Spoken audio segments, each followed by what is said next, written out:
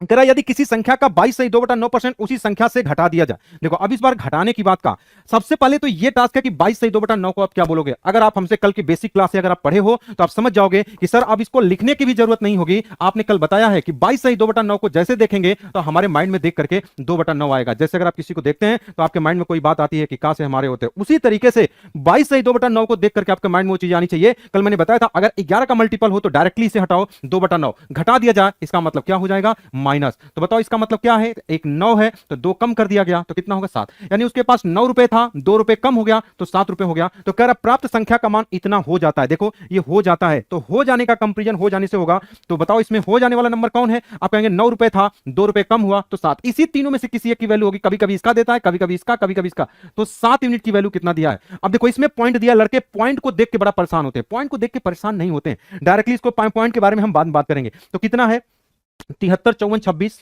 ये है 73 54 26 और कितना है 3 है। कुछ लड़के कहेंगे पॉइंट, पॉइंट के बारे में बाद में बात करेंगे ना।